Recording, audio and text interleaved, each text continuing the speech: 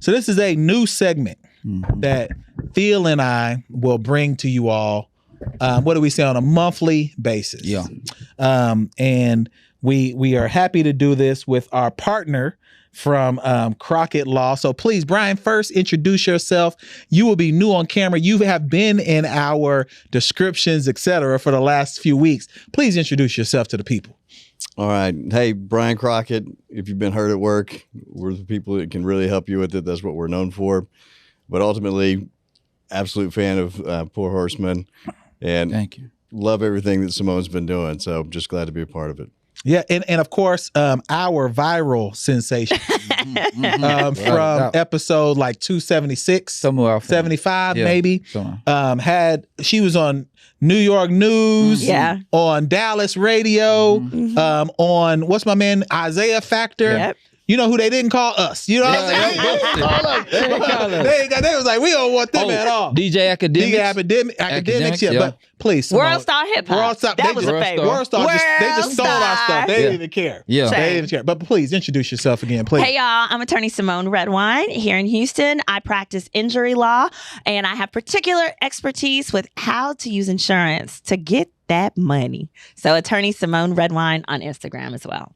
Okay. Yeah. And so what we wanted to do, this concept that we came up with, is that there is often a viral clip that happens that maybe someone needs to do what? CYA. And we're not saying cover your ass. We are saying call your attorney. Yeah. All right. And since we got two in the building, first off, the drip that my man has, can you zoom in on Brian real quick? The Miri jacket is hard. You know what I'm saying? Like, I'm a little offended right now. Like, why don't I have a Miri jacket? You know what I'm saying? Like, I'm in here wearing blanks. You know what I'm saying? I need to get better. Man, we gotta stop shopping at Walmart. No, it's HEB sundry session. I buy all my clothes in the front of HEB. That's where I buy all my clothes. That's good where way they to fit save in. money. I know you buy your clothes at the grocery store. Good way to save money. He's a money saving guy, you know what I'm saying? man. So, You do work in finance. yes, I ain't frugal, but all right. So today we want to throw y'all a few curveballs All right. to see what y'all would think. Now the video will play of this in the video also. So let me just prep y'all for the situation. The robot reportedly attacked and just really acted out on a violent streak after the engineer disabled other robots and inadvertently left it on. Reports say the robot pinned the engineer and sank its metal claws into its back and arm, causing serious injuries, leaving a trail of blood on the floor. In Austin, there is a Tesla factory. At this Tesla factory, there was a robot.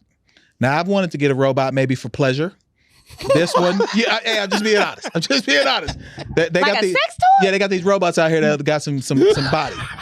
I don't know where they found them at, but you know what I'm saying? I've considered one until now. So this Tesla robot, there was an engineer that they were working together on. It tore the engineer's body all up, scratched him up, scratched his face, scratched his chest, where he had to go get like a procedure to heal himself. Would that person have a case since they were hurt at work? Brian, we'll start with you. So not only do they have a case, the real question though is what type of case. So is it going to be a workers' comp case or is it going to be a non-subscriber? Basically, they don't subscribe to workers' comp. The biggest thing to remember in Texas is the bigger you are, the more likely you don't have workers' comp because you could change the rules so that you don't have to really pay for your employees' treatment. So that's the first question. The way you can find that, I sent you a link to the verification, but you can look up your employer on that. You look at the date of the injury, and it'll tell you if they have workers' comp or not. If they're not listed there, then they don't have workers' comp, and that's an even better case. Okay, Simone, so what do you think about someone getting their arm almost torn off by a robot? Absolutely. And first I'd say just call Brian. If you don't know if you don't know if you're a subscriber or not, because sometimes big words, they really get upset. And if you're injured and your arm just fell off, just call Brian. Okay, just call Brian. But absolutely. And so those are some of the best ones, right? Because usually you might be the first, but you won't be the last. Unless somebody files a suit. Because the thing about corporations, they never have an incentive to make a change until it hurts them in their pocketbook. So that's what we're here for. Because sometimes the only way to get that justice is financially. Okay, so what kind of money Yeah, that's what I want to know. When the sex robot attacks yeah. you. Wait, it's really not a sex robot, but that's my fantasy. Yeah. So when the robot attacks you, what kind of money could we be looking at? We're talking Tesla, right? Tesla. Okay. Ooh. What could we be looking at? So really, you've got this comparison about what do most people do. Most attorneys will look at it and say, what are the medical bills? And then they try to extrapolate what the number is.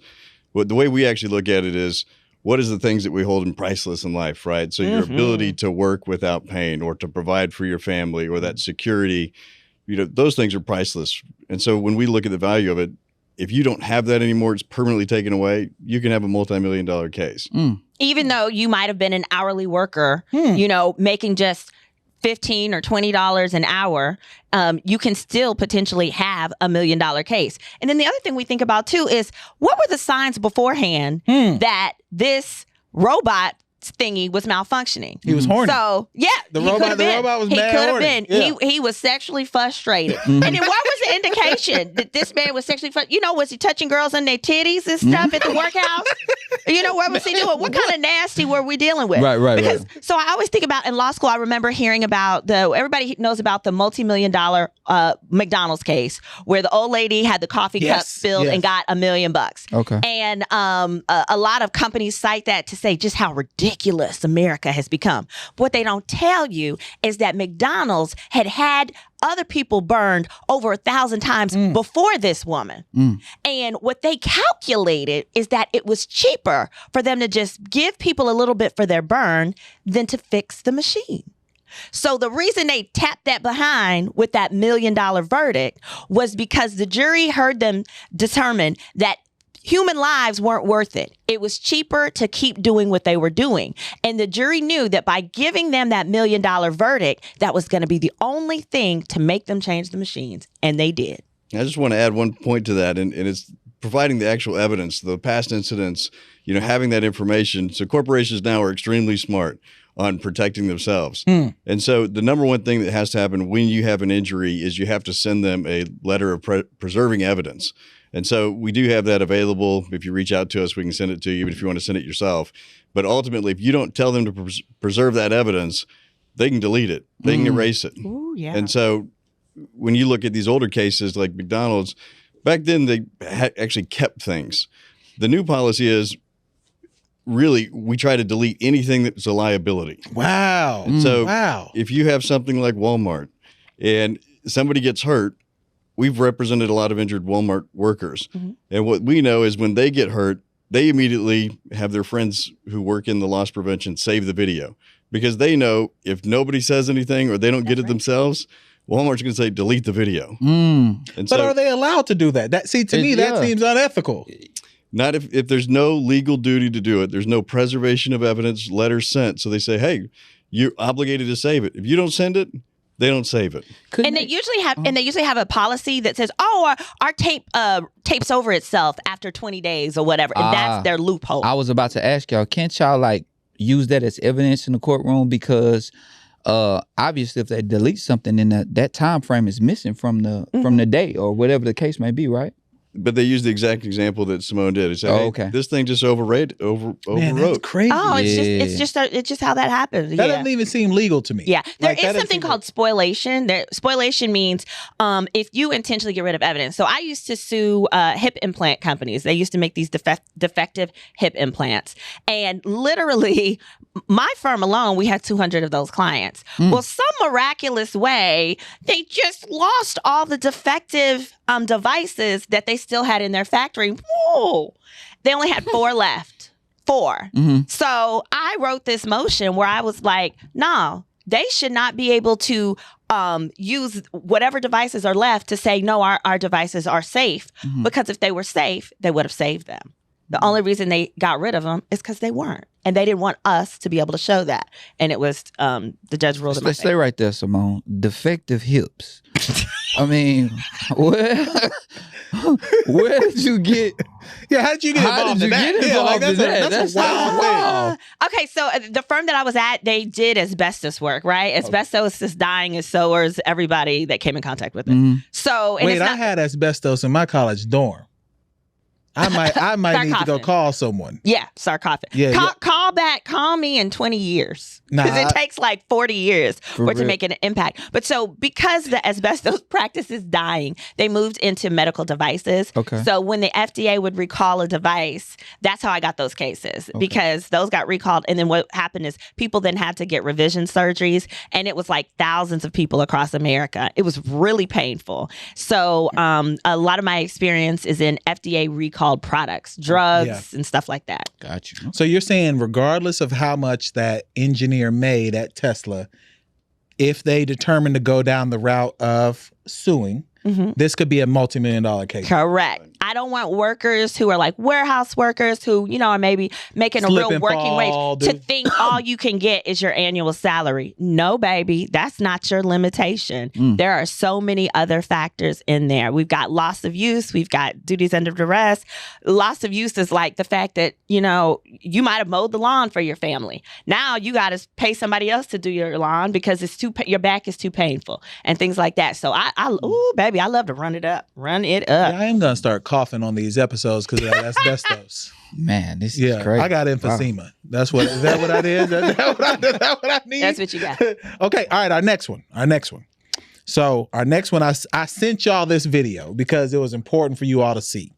There's an employee who worked at an airport.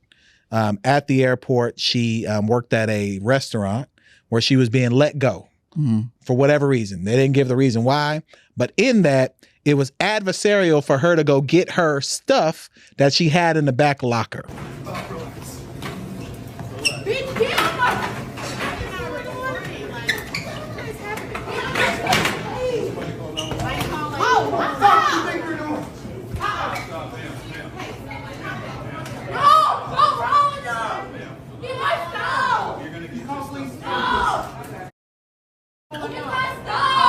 Right. Okay. There was a fight that ensued Tussle. amongst her and the management team. She was thrown a few times on the ground, but she also initiated the contact with the manager. Does she have a case? All right, I want to clarify the backstory to that hurt. So, because I kept hearing her say, just give me my stuff. So my first question is, why y'all won't just give the girl her stuff? So then I looked into it a little bit further. And the backstory is that she previously had been in a fight with one of the staff members. And that staff member was back there where her stuff was. So the reason they weren't allowing her back there is they were protecting and defending that other staff member. And then they felt that she wasn't really going to go get her stuff. She was going to go continue to fight that person. Yeah. So that made a little more sense to me because usually if it don't make sense, it's usually because somebody is lying or you don't have all the facts, right? And so with that understanding, employment lawyer, what do you think? Does she have a case? So you got the depends question. Okay. Right? Yeah. Because if we're just based on the facts that we have in the video, and we don't know if she's really going to do, another attack on this person. We just know you've deprived her of potentially her cell phone, her wallet, her ability to get home if her keys are in it. Right. And so one thing we do know is if you have somebody missing all those things and we see that she's getting emotional about it and nobody's not only even offering to go get her stuff. Right. They're seeing it and they're just amping it up. And so there's a cause of action for what you call as the intentional infliction of emotional distress. And what that is really, I know this is going to cause you to be emotional to an extreme piece that's going to affect you. And then I'm going to continue to do that to your detriment. Dang. Right. And so in that situation, we do see that she is losing it. Yeah. And they're hyping it up to the point where they're even throwing her on the ground. Right. Now, from that point, she's got a case for the intentional infliction. The challenge, and this is the same thing that Simone knows every time somebody comes to us with a case, is where's the money coming from? And if we're stuck with the money just from the manager who's potentially not doing something in furtherance of his employment, so we can't sue the employer, if we're going just for his money, we're not even going to get any money. Right. Makes sense. Yeah. So you want to be able to sue the corporation. Right. And so that part of the case, though, is simply the excessive use of force. And we're looking at the idea that is he authorized? So we try to set up the case to show acts that he's authorized to try to prevent somebody from doing whatever.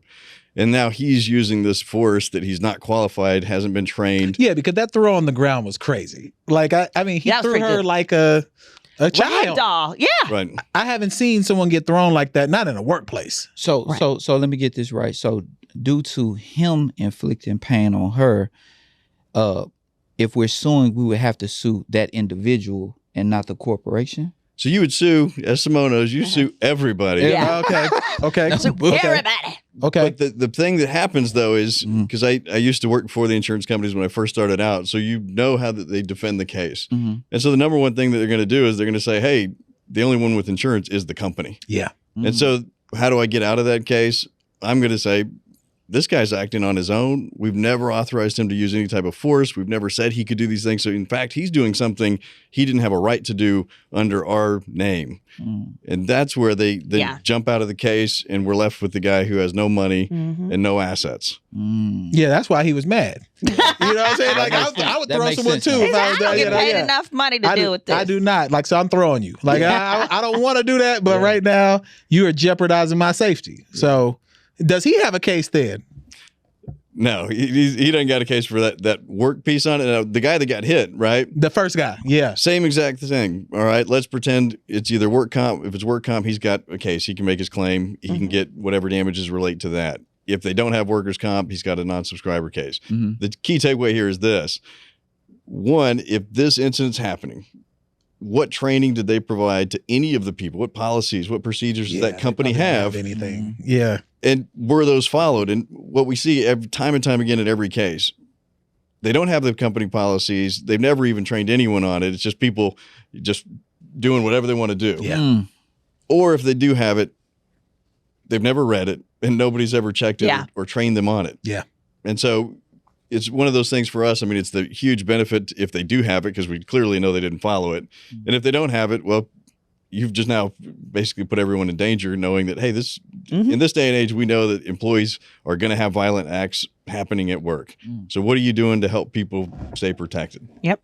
Yeah. So what's the most common case that walks in y'all door? What's the most common? So mine, just injured workers. If you're out there, like most common for us is just an employee who's walking out. It could be a construction site, could be somebody walking in a warehouse, and they either slip and fall. They are not provided the appropriate equipment. There's apologies. No, you good. You good. Hey, this is first time on set, y'all. You know what I'm saying? This is a phone call from injured worker. From an injured worker. That's what heard at work. Awesome. But Texas, you have guaranteed rights as an employee, that you're provided training to do your job safely, that your employer is supervising your work, that they're providing adequate policies and procedures so you don't get hurt, that you have competent co-employees. And that really just means somebody who doesn't come in and hurt you because they don't know what they're doing. And then the last one, and this is almost every case that we've ever, come through the door, there's a fact that they have not provided the safety equipment necessary to protect your employee. And so whenever we've had cases, there's always an element of failing to provide the safety equipment. And we're not just talking about like safety glasses. We're talking about things where lifting injuries happens all the time, but we know how to prevent them by providing these other material handling equipment. So like pallet jacks and other things, but instead it's cheaper just to say, let's use your body. Let's do manual labor. They blow their back out. And then ultimately they say, hey, if you can't come back to work without a profile, then we can't invite you back. So what do the employees do? They go get a waiver. And then as soon as that says, hey, I can return to work, the doctor's note says I can, then they really can't keep up with the work anymore. Then they terminate them. And then when they come to us, there's a note from their employer saying, hey, look, you told us you were good to go. And that's what happens all the time. What about you? So mine is primarily car accidents. So all kind of different car accidents, serious injuries, or even death. Like a really serious car accident, or it could be also medical devices that malfunction and injure people. So that's primarily what I get. And I get calls for all kinds of other things under the sun, from defamation to child support to family law to all those. So I enjoy those calls, and I try to help steer people. Did you get any calls from the last time you were on the show? A ton. I thought so. A ton. A lot of employment calls, actually. So I'm still going through all of those. Yeah. I'm going to talk to you about some of those. Quite a few of those. And it's a lot. One of the things I've gotten really good at is like being able to like weed out the crazy callers. And so that is one of my What does a crazy Yeah, I caller was look about like? to Yeah, ask what you does about that that. look Yeah. like? It's usually someone they tell me all about. They're like, so my favorites are, this case is a slam dunk. So I've been handling it on my own for the last 2 years, and I just need you to step in real quick. So I know that usually attorneys will get a third, but I was wondering if you'd only take like 25% because I've been handling it. Get off my phone. Right. Get off my phone. That's how you know this person is problematic and probably crazy. And then the other one is usually somebody who already has a lawyer and is called to tell me they just fired their lawyer and they want to hire me. And I'm like, well, well, first, I'm always surprised when people fire a lawyer and don't have another one lined up. Okay. Because that's That's wild. That's Yeah. wild. Yeah, that is. in the middle of a case. Yeah. Yeah. And then usually, the ones that are problematic are usually the ones where if I ask them, no, tell me, is this your first lawsuit? It's always no. They've usually sued a number of people throughout their lifetime for a variety. One person has sued seven other people before that particular lawsuit, and those are the ones where I really tell them to have a nice day, because you can never make that person happy. Yeah. So the people that come in with like the neck braces and stuff of like, do y'all get that? No, No? I mean, that's very, very rare. I actually had a client just have to do one of those surgeries. Oh, he was injured in a lift. And I cannot wait to beat the brakes off of lift because the adjuster wanted to argue with me. They actually offered him, they said they would give him like $1,000 and they would pay his medical bills. At the time, the medical bills were $14,000. And he makes very little money, and he was like, all right, fine. He didn't realize though, but then they started dragging their feet with paying him. Luckily, he's someone that a friend of a friend knew, and he gave me a call because at this point he was just aggravated it was taking so long. I have gotten receipt for this man. He did not have health insurance. Over $400,000 worth of medical treatment. He ended up having to get a neck surgery where he had to wear this device that he can't turn his head. He had to do one of these. Wait, like the like the cone? Yes.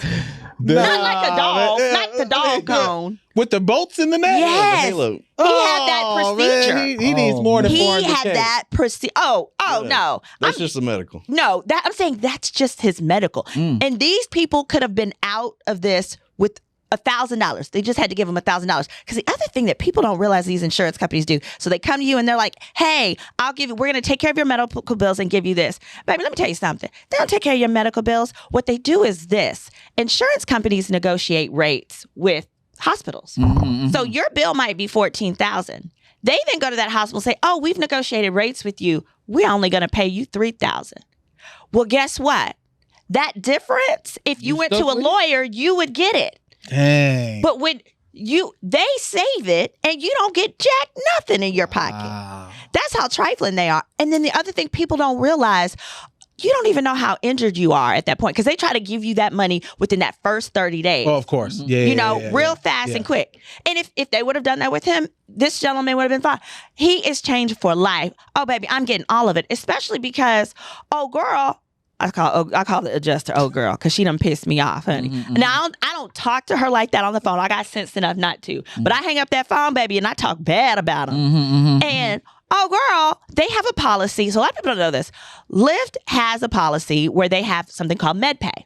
So off bat, they can give you up to $15,000 just because you're injured. So that's how come they were willing. And they were only going to give him $1,000. So I said, run me that 15 right now. And she was like, oh, well, I mean, we need to do, she said, we need to examine him. Baby, you're not examining nothing because you already told him you were gonna pay his medical bill, which was $14 at the time, and give him $1,000. So we just got your money. I'm not about to play with you. Oh, she playing with me? I sure did file a complaint with the state insurance board. You think because I'm a lawyer, I'm not gonna file a complaint? I did, and I got my money. Man, I like this stuff. Man, I'm gonna go slip and fall right after the show. I've been looking I saved my money, but it was a client's money because I gave it to him because he was out of work for 6 weeks walking around like I've been looking at our employees right now, letting them know that if y'all get hurt in here, we just might have to finish you. You ain't getting nothing from us. You ain't gonna make it out of here, folks. You ain't gonna make it. So, all right. So, wait a minute. Hold on. Talking about you, sir, do you have your defamation insurance in place? Of course I don't. What you mean? Why would I have defamation insurance? All right, Tasha K. I know, right? You cannot be an influencer in this generation without having defamation insurance. We definitely don't have So that. you got to get that. So you get commercial insurance. Here's a tip, y'all. Ooh, y'all ready? Y'all ready? Any homeowner's policy or renter's policy, you can add defamation to it. It's the extra. It might be extra $7 to $10 a month. Oh, if it's a commercial policy, $20 so a I month. can add it on this policy. Yes. Okay. Because here's the thing that you didn't know. That is how Monica Lewinsky got $1 million from the Clintons. So a lot of people don't realize what she did is their homeowner's insurance policy. They had a homeowner's. Even though he was living in the White House, he had a policy, and then he had what's called an umbrella. So defamation, some policies at standard. I have a Liberty Mutual homeowners policy where defamation insurance comes with it. But in most, you get an umbrella policy, which is a few more per month. And in the Monica Lewinsky situation, it was proven that he lied on her when he said they didn't do anything. So that's defamation. Yeah. She then was able to, I don't know that she even filed the lawsuit in court because her attorney would be able to simply write a demand letter to his, write a demand letter to him. He turns it over to his insurance. The insurance cut that $1 million check. And Monica Lewinsky got $1 million after screwing the president and sucking his little pee off for defamation. And Monica, I mean, talk about a hard-earned prostitute. That wasn't hard earned, really. No, I mean, it probably wasn't. In the White House, that's the greatest place to do it. It probably ain't last that long. Nah, it wasn't but a minute or two. Well, you're defaming him now. Oh. You know what I'm saying? Say allegedly. I'm sorry, Mr. Clinton. Allegedly. Thank you. All right. So, Brian, back to you. This is a question that I want to throw a curveball at. When do you turn someone away? Simone kind of talked about her process. People might start reaching out to you. What's a no for you? What is a no for you? So the number one thing for us is just if you start disrespecting the staff and you start creating problems for the staff. I mean, it's one of those things where if you don't protect your own people from being abused or harassed, you know, how are you going to think that a jury's not going to see that? What does that look like for you when someone's disrespecting your team? What's that look like? Yeah, I want to know. I mean, there's two parts you got to remember. Because you ain't the type of guy that get disrespected. Wait, so everybody is a big man or woman on the telephone. Okay, for sure. Yeah, so all the time we have people that'll call and kind of take out the staff, but then they get on the phone with the attorney and then they're just the nicest person ever. Okay. And my problem with it is when they start cussing at them. I mean, we've had them even, you know, basically calling them bees and yelling at them and telling them, you know, you're liars and you're doing this. And none of it is called for. But what we do know is if they're doing that to the staff, that personality is going to come across into the jury. It's going to, you know, to build your case, you've got to have other people that are going to say this person's worthy of the financial gain or the benefit. And if you've got nobody who can say a positive thing about that person, you're going to get a low or a no result. Yep. And so we really look at it from, hey, is this person someone who is a good person when they, you know, because they're hurt, they're going through things, but are they somebody who's going to take it out on everybody else? Because litigation takes a long time. It could be a year, it could be a year and a half, and that person's only going to get worse and, you know, angrier and more frustrated. So if that happens within the initial couple months, I mean, that's kind of a deal breaker for us. We'll say, hey, you know, we're not going to hold our fee from you. Go ahead and take all this stuff with you. Good luck to you. Now, let me throw another curveball at you, Brian. Now, if this case is worth it, will you put up with? So most new attorneys, they'll come into that situation and they'll say, I don't want to lose this case. Mm-hmm. But that person who is causing all these problems, they will, at the very end, if you do stick with them, will do whatever they can to screw you over. Dang. Oh, great point. Really? Okay. Now, but what's their incentive to do that? Like they're jerks. They've already, so if they've settled the case, sometimes they'll turn around and make a bar complaint. Oh, or they'll turn around and they'll say, you didn't do anything in my case. Yep. Or they'll look back and they'll say, you didn't call me enough, or you didn't do this enough. And the reality is that one person is probably 80% of the calls. Yeah. Because they're just calling constantly, and they think, hey, if I force you to do what you can't do, which is make the case or the court get to your case faster, then they're just going to make my staff's life miserable. Yeah. And miserable people, create miserable situations for us. No, absolutely. Yeah. And at the end of the day, like we always try to set reasonable expectations in the beginning. I always ask a client, what would success look like to you? And that helps me decide if I could take your case or not. Because if you have, let's say you have like a minor slip and fall. If you're like, but they disrespected me and I don't want anything less than $1 million. Okay, I'm going to have to tell you, I don't think that I'm going to be the right fit for you. But if you tell me, well, I don't know what would be reasonable, and then I break down to you, based on your injuries, based on these facts, I think this would be reasonable. If you say you're okay with that number, then later down the line, when I get you that number or above that, it was this one lady literally I was like, okay, I think I can get you this number.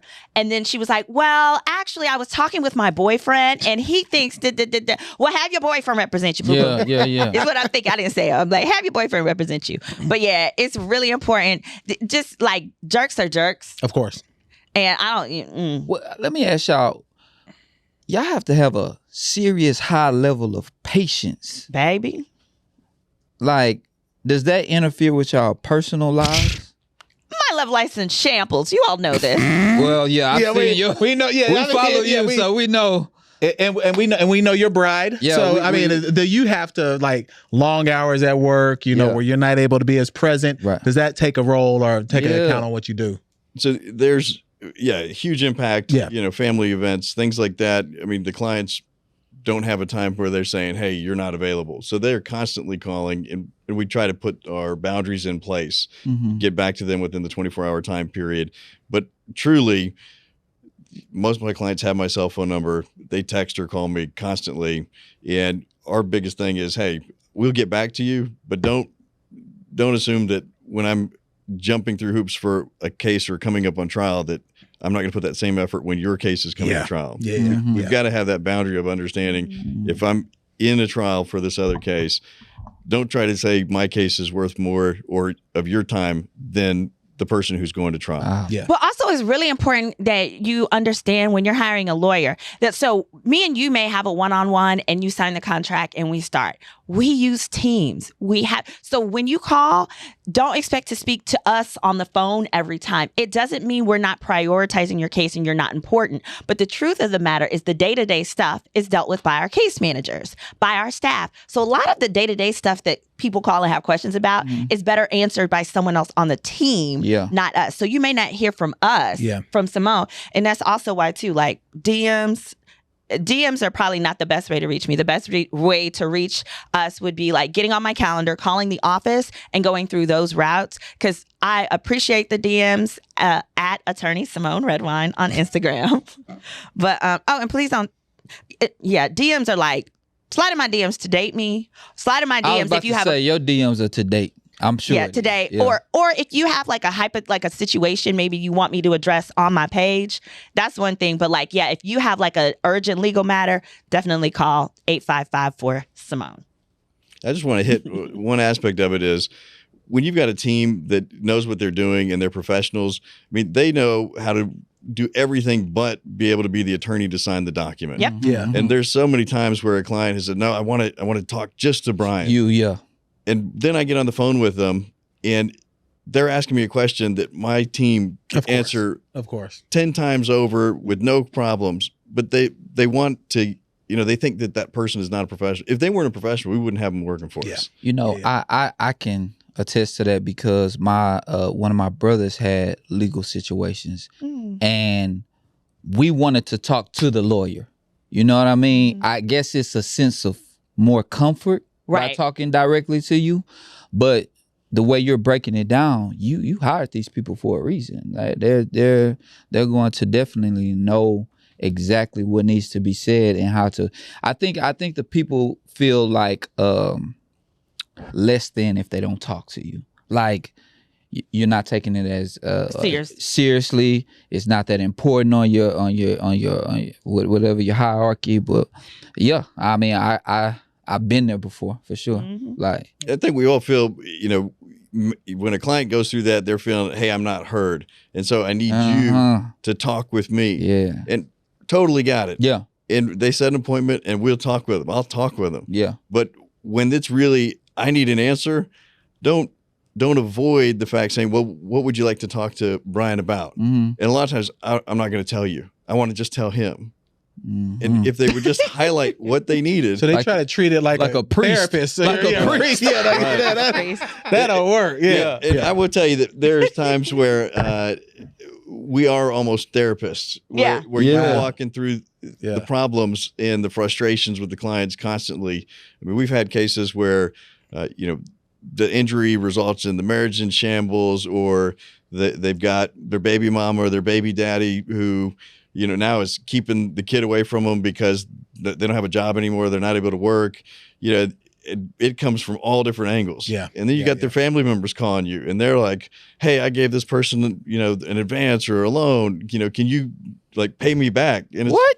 This isn't a negotiation here. Yeah. I've got my piece that I'm playing here. Yeah. And I can do what I can do. Oh, wow. But we constantly have more conversations about life with our clients that aren't related to the case almost every time. Y'all deal with a lot. A lot, yeah. So one last thing before we get out of here. We want to bring in a topic.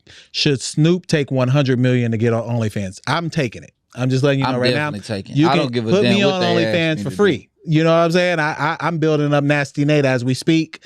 But if you can give me $100 million, I might build it up a little faster. So they offered Snoop $100 million. He turned it down. He said he has a black wife and she's not having it. And all they wanted him to do was pull it out. I say I would have pulled it out, twirled on it. the Poor Horseman. Hey, listen, whatever you want me to do, folks. What do y'all think about an arrangement like that? Would y'all take $100 million? Simone. Hell yeah. I want a dick just so I can do it. I'm taking somebody else's dick if I have to. I'll do it with y'all's. Phil, you're married. Phil, give me your dick. Please. Please. I'll give you some money. Yes. You can, Brian, are you going to be on OnlyFans for $100 million? And here's the thing. If this was my husband, because I'm going to be a black wife one day. And if this was my husband, I said, husband, show everybody your dick, okay? We're going to show them your dick. And then we're going to go on Oprah. And we're going to do a little tour. And I'm going to tell everyone we're showing the dick for $1 million. $100 million. I think that's reasonable. I think it's very reasonable. He showed it to much lesser women. Yeah. Selena Powell. Ew. That's true. Allegedly. That's true. Allegedly. Yes. Uh-huh. That is her claim. Yeah. Is that she was one of his mistresses. Yeah. And I mean, he's not the most selective man. So I think we should all see his dick for $100 million. It's okay, Mrs. Snoop. No one will judge you. We already know what you've been through. Brian, $100 million. What you doing? Yeah, yours is coming from a different perspective. You know what I'm saying? I can absolutely say that my wife would tell me, are you not concerned with being able to provide a future for our family? And she would say, just make sure that contract is there and the check is good. I mess with her. I believe that too. I believe that too. I believe it. I believe it. Nah, this has been our first episode of CYA. Call your attorney. Yeah. We will be back again. We appreciate y'all joining us. Real. This is fun. They gave y'all some real information, y'all. We gonna stump them on a case soon, though. Hey. We definitely will, because I'm gonna be looking now. Yeah. Now that I know they got all this information, I want to trip them up. Yeah. I do. I want to come up with something. I got people with cases all through the hood. We can go to the hood. we can go with a case. So I got people. This is, please tell the people again where they can find both of you, how they can get in touch with you if they're interested in your services. Brian, all right, of course. so me, the easiest one, you can look me up on Crockett.law. We also have the Bank on Brian TX on Instagram. But ultimately, you type in Brian Crockett, there's only me and then what did he play? Lacrosse player that died years ago. Okay, gotcha. Okay. Other than that, you'll find me. And you'll always see him on the Poor Horseman. For sure. in our description as well as on our hoodies. Yeah. There's a QR code on the back. So you know that. Simone, Yep. please. And I'm attorney Simone Redwine. Like the drink, you can find me on Instagram at attorney Simone Redwine, Simone with a Y. You can also call 855-4-SIMONE with a Y if you want to reach me to get to my office, and redwinelaw.com. And I encourage y'all to go to her YouTube also. She does this thing called Girl, Is That Legal? Mm-hmm. Yes. It's the wildest ride I've ever been on. Yeah. I've checked Because it out. I don't understand how some of this stuff really be happening to people, but it do. Yes, I do. I'm going to ramp those back up this year. Yes, we are. But it's background checks. So you can write in if there's anybody out there you'd like a background check on. Write into the show. If I select you, you get to come on the show. You can be anonymous, and I let you know in real time what I found on this person's background check. Okay, so I've found assets, hidden assets from baby daddies. I found hidden crimes from men who were trying to, what they call them, hobosexuals. From a man that was trying to move in with this woman, and he had all these crimes in his background and You stuff. said hobosexual? Hobosexuals. Oh, wow. Yes. Okay. That's where you like a hobo and then you have sex with a woman. I got you. Yeah, there you go. But look, go. No. You finished? I'm done. Simone, I want to thank you. This is our first time having you back on camera for your piece that you did with us. Oh, no, you turned us up. You turned us all the way up. It was fantastic. Like, we were texting. Remember we were texting? And he was like, I think we got some. Y'all see how much? And we were just keeping up with how many views and stuff, and it went crazy. And it was like, man, that was a great interview. Yeah, it was really a post on me breaking down the Cassie versus Diddy lawsuit. Yes, and across all platforms, my team's informed me that it got over 70 million views. Yeah. We thought it was close to 100. Yeah. I think so now. Yeah, we thought it was close to 100. Uh-huh. So, and New York News and other places that had Simone, we valuable brothers too. What happened? Y'all, look at I mean, he looked like he worked at a fisherman's wharf. I look like I just came from Walmart. Why y'all talk put us bad on? about us They too, definitely didn't they called Phil dumb. They said that I was zesty. I ain't never been zesty a day in my life. I got all kind of stuff. Right, Yeah, they called same, me same. incompetent, man. I'm sitting there trying to listen to Simone. man. I was amazed by what she was saying because I didn't know all that information. They called me dumb. I couldn't follow up what she was saying. So y'all lock in with us. I want to just make sure that just as a future idea here for you, if you could reach out to Simone on her generosity, you might want to maybe do some background checks on the interns. So whenever you guys go to the games, See, we already know. Yeah, I don't get the phone call saying, "Hey, you gave tickets to somebody who came up with a knife." Our guy right now is banned from the Rockets Arena. He knows why. Like, he is not allowed back in the Rockets Arena. He brought a whole Swiss Army knife to the game. Like, I should. Well, no, I would have done that. I don't know. But we didn't have to. We didn't have to do it. It's Swiss, and I was a Girl Scout. Let me stop real quick before we end this. We didn't need to do a background check because he's from Dallas. Yeah. So we already knew that he was a criminal. We just thought we was giving him a chance. Yeah. I didn't realize that he was gonna come to the game with a knife. That was crazy. Yeah, man, it's all good. Did they let you in after they took it? He had to go back to the car with it. Oh, well, that's reasonable. Did you actually ask him? Could they hold it for you? Yes. Isn't that insane? Man, look, that's the episode of Call Your Attorney. One of our employees needs to call the attorneys right now, too. definitely. We out. Yeah, man.